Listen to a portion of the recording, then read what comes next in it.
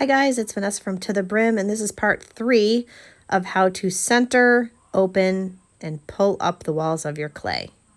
I hope this is helpful. It's flat. Now I'm going to start pulling the walls of my clay. So my fingers are wet, they've got some slip on them.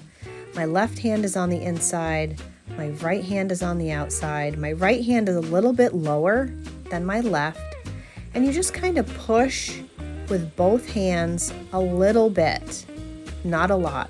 And even though it's called pulling the walls, you're not pulling. Do not pull up.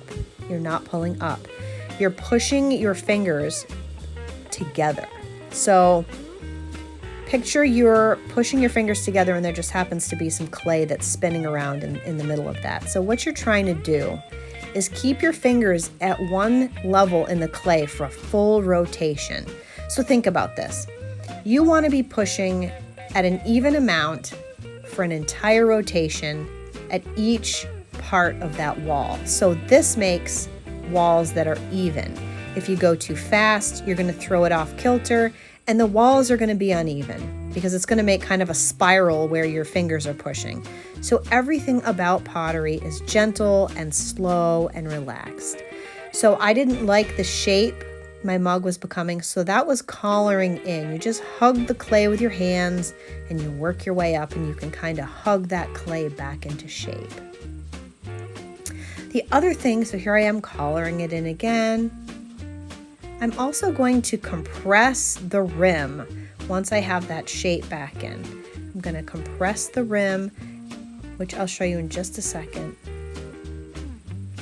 It's important to compress the rim frequently while you're making a vessel because it keeps it level.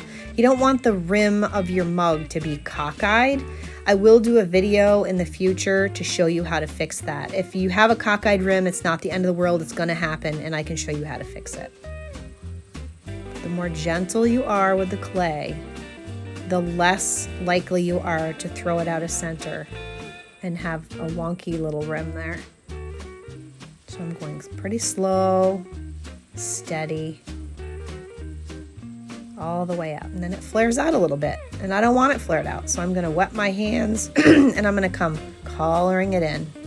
You got to be very gentle with this when you let go. If you come up with your hands and then let them go in a kind of a jerky way, very easy to throw the clay off center. You don't want that. So I'm just going to gently let go, compressing the rim, making sure my hands are wet, and I go back in, bring the walls up a little bit more. And this takes a lot of practice. You know, in the beginning, I got probably 100 pounds of clay and I ruined 75 pounds of it easily. You know, you use too much water. You're wanting to force the clay to do something that it doesn't want to do. And that doesn't work. You can be the boss of the clay, but there's still physics involved and components of the clay that you have to respect.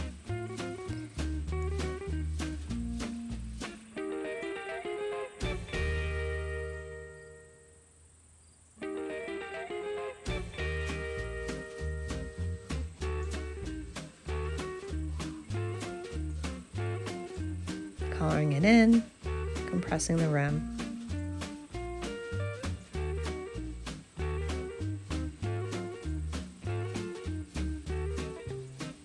There's a little bit of a lump there, so I'm going to straighten that out.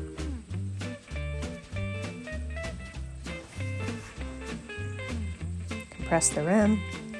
Now I'm grabbing a tool that's basically a straight edge. I'm going to wet that, put that on the outside, put my hand on the inside, and it's going to compress the walls and kind of straighten them out a little bit, make them a little stronger.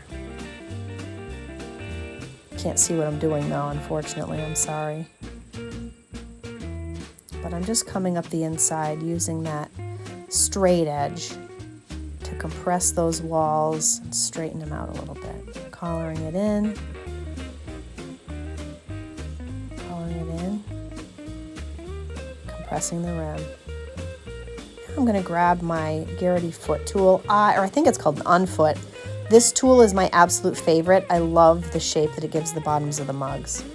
So you wet it, And you kind of start slowing down your wheel at this point because it's easy to throw your mug off kilter. You're just scraping that excess clay at the bottom. Go back in, wet it if you feel like you need to. And you just keep going back in until that little lip of clay at the bottom comes off. And then I like to wet my hands and kind of run them around that clay just to kind of get any little uneven pieces out or little lines out. And that's it. That's how you make a mug. It takes a lot of practice, but those are the basic steps. Don't be afraid to ruin a couple things.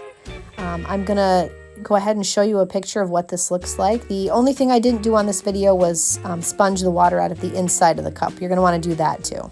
While it's spinning, you just put a sponge in there and just sop up that extra water that's at the base of that mug. I always use my wire tool twice just to make sure that the mug is off of the bat. And I'm going to show you a picture of what it looks like. So have fun learning.